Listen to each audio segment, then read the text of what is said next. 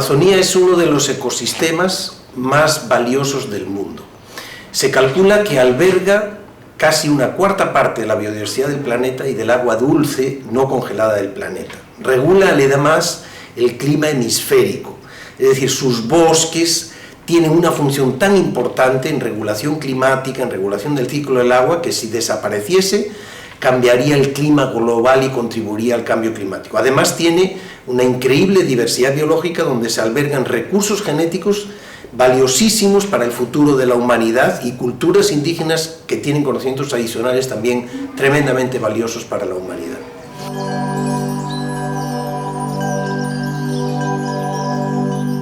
Tiene aproximadamente casi 90% de los bosques del Perú son bosques amazónicos, más de 60 millones de hectáreas, imagínense.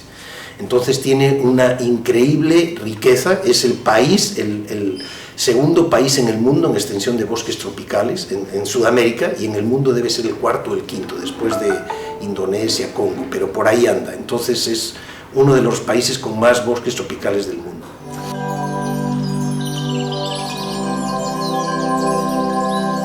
La biodiversidad es la diversidad o la riqueza de la vida en la Tierra. Tiene tres niveles. Ecosistema, que son los paisajes que albergan, que incluyen componentes vivos y componentes no vivos, el agua, los minerales. Las especies, que es la diversidad dentro de esas riqueza de formas de vida, plantas, animales, etc. Y los recursos genéticos, que es la diversidad dentro de cada especie, porque también hay una variación ahí. Un ejemplo de ecosistemas, por ejemplo, son los bosques, ¿no? Los bosques es uno de los ecosistemas más valiosos del mundo por los servicios ecosistémicos que proveen, sobre todo captura de carbono y provisión de oxígeno, pero también regulación hídrica, también regulación climática, también provisión de bienes para las comunidades locales, por ejemplo, frutos, fauna silvestre, medicinas y cantidad de otros recursos, ¿no?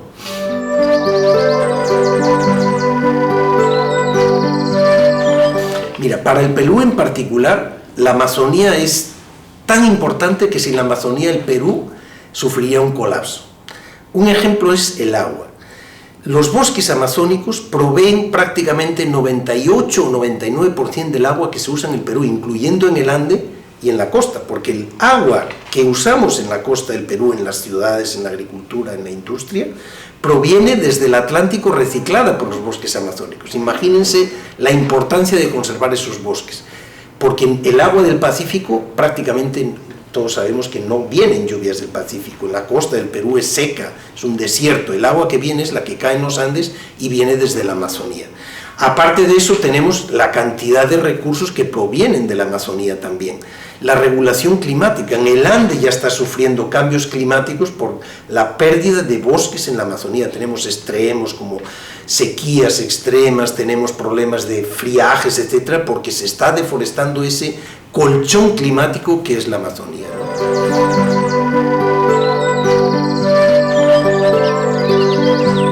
La Amazonía es, se dice, un aire acondicionado del planeta. Antes se decía que era una especie de pulmón del planeta, pero hoy se sabe que aunque sí provee bastante oxígeno y captura carbono, su función más importante es la de regulación climática, de tal forma que si se destruyese la Amazonía podría cambiar el clima global, podría incrementar la temperatura global del planeta con toda la emisión de carbono de los bosques amazónicos, de sus turberas, hasta en más de 1 grado. Eso significaría una catástrofe para la humanidad. Entonces es un ecosistema que podríamos decir clave para la supervivencia del mundo, ¿no?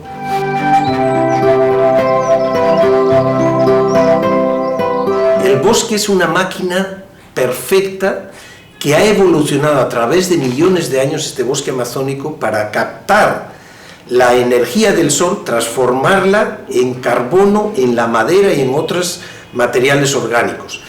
Esto se calcula que son unas 150 toneladas por hectárea en promedio, pero hay bosques amazónicos, y el Perú tiene muchísimos de estos, que tienen además carbono en el subsuelo, los humedales, las famosas turberas. Tenemos más de 7 millones de humedales en la Amazonía peruana, sobre todo en Loreto y Ucayali, poquito menos en Madre de Dios. Estos almacenan cantidades récord de carbono, hasta 500, 600 toneladas por hectárea. Entonces, esa captura de carbono deja de funcionar cuando tú alteras estos ecosistemas. Tú cortas un árbol y ya ese carbono se libera porque se deteriora, se degrada a través de las termitas, los hongos, otros insectos, se libera de nuevo a la atmósfera. Cuando tú drenas un aguajal, por ejemplo, también ese sistema perfecto de los humedales de tener el carbono almacenado con saturación de agua también desaparece y se libera el carbono a la atmósfera, incrementando el tema del cambio climático, el riesgo de cambio climático, ¿no?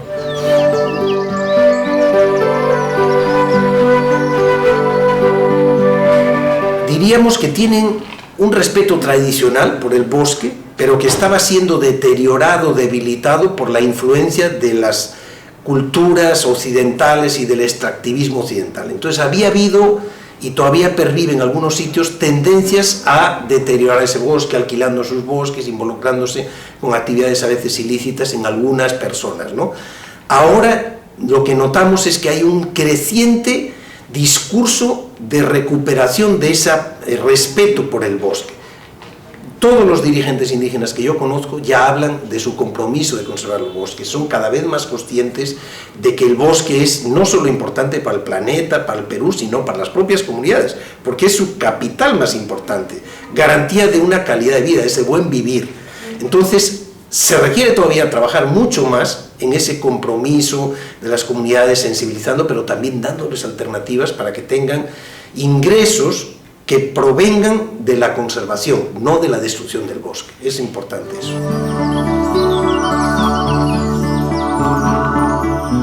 El bosque amazónico lleva ya más de 200 años de depredación, entonces no solo es la deforestación la que agrede el bosque amazónico, eso lo vemos en las cifras anuales. El Perú perdió durante la pandemia del 2020 más de 200.000 hectáreas, en promedio anual suele ser 120.000, 140.000 hectáreas, ese año fue un tiempo récord.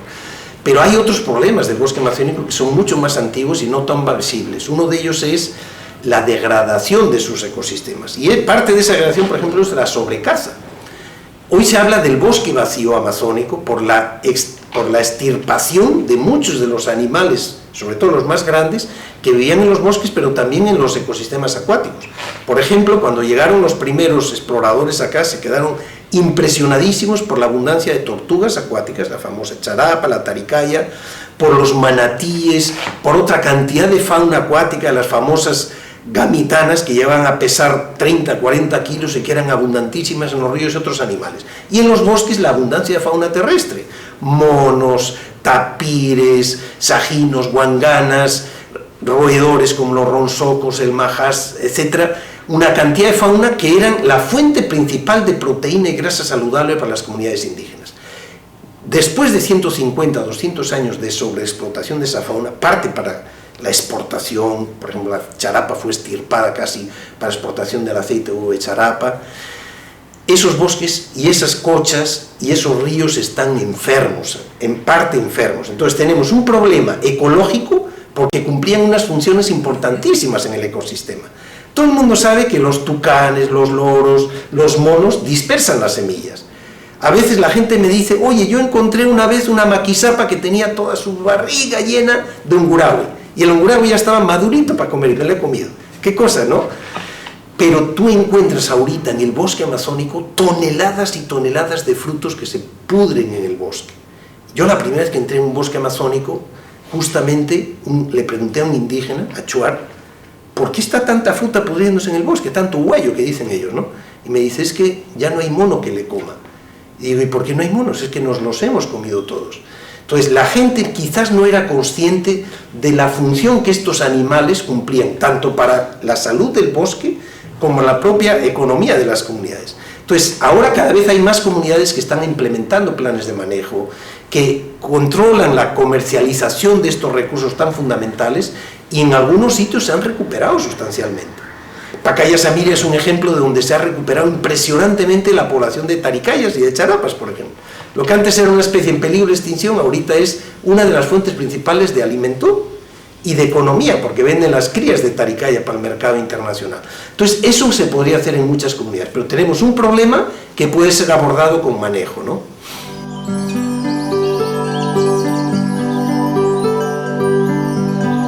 Así Así es, hay algunos que se dice que son especies clave. Voy a poner un ejemplito.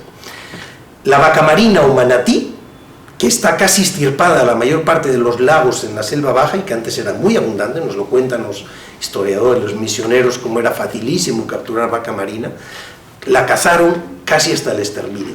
Ese animal, junto con otros, como por ejemplo las charapas y las taricayas que mencioné, o el mismo ronsoco, o por ejemplo las gamitanas, el paco, que son animales herbívoros, esos peces comen la vegetación, ellos mantenían los lagos amazónicos de los ríos grandes, Ucayali, Marañón, Amazonas, Napo, etc., saludables. ¿Por qué? Porque consumían esa vegetación flotante y emergente, impedían que cerrase la superficie del lago y permitían el intercambio de oxígeno, la penetración de luz solar, de tal forma que esos eran ecosistemas súper productivos, con una enorme abundancia de pescado.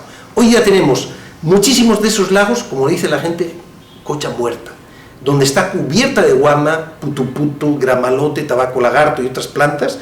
No penetra la luz del sol, extraen los nutrientes, no penetra el oxígeno, entonces no pueden vivir ahí muchos peces. Ese es un problema creado por la sobreexplotación de 3 o 4 especies clave. Entonces ahí nos damos cuenta de qué especies son aquellas que cumplen una función tan importante en el ecosistema. Otro, por ejemplo, de los bosques son los grandes monos, son grandes dispersores de semillas. Hay árboles cuyas semillas no germinan si no entran en el tubo digestivo de un animal, por ejemplo el guairuro. Tú siembras un guairuro fresquito y es rarísimo que germine. Le ataca antes algún insecto, pero pasa por la tripa de un trompetero, de un paujil, de una pucacunga, y por esa predigestión no se destruye la semilla, pero sale con la cáscara reblandecida y germina. Entonces tenemos una función tan importante en estos animales que a veces la gente no conoce muy bien, que deberíamos respetarlos mucho más y tratar de recuperar sus poblaciones para tener ecosistemas saludables, bosques saludables, cochas saludables, productivos para la gente, ¿no?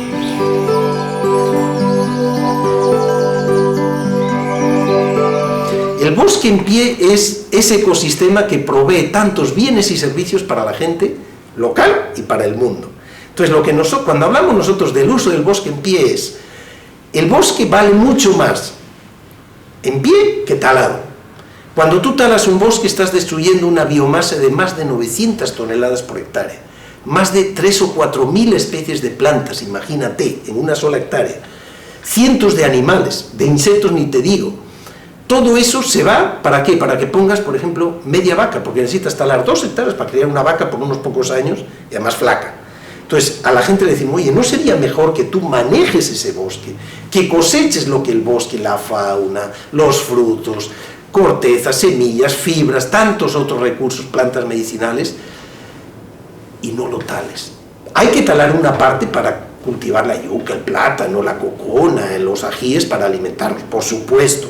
Pero talar bosque para sembrar, para el mercado, para ganar nuestra platita, creemos que es un mal negocio. Y ahí están los tantos proyectos fracasados que han intentado promover esos monocultivos entre comunidades con pésimo resultado. Sin embargo, ahora cada vez hay más comunidades que aprovechan el bosque en pie, que hacen negocios, por ejemplo, vendiendo frutos de aguaje, vendiendo unguragüi, vendiendo incluso hasta carne monte se puede manejar. En la reserva Pucacuro están vendiendo carne monte a restaurantes de Lima, bien manejada, etcétera, ¿no? Haciendo turismo, vendiendo servicios ambientales. Ya empieza a haber estas comunidades que se involucran con equidad. Hay que asegurar que eso ocurra con un trato equitativo, con consulta previa, con empresas que les pagan por conservar el bosque, por almacenar ese carbono, ¿no? A través de mecanismos como Red Plus indígena, etcétera, ¿no? Entonces, un bosque en pie puede beneficiar mucho más que un bosque talado si se buscan los mecanismos adecuados.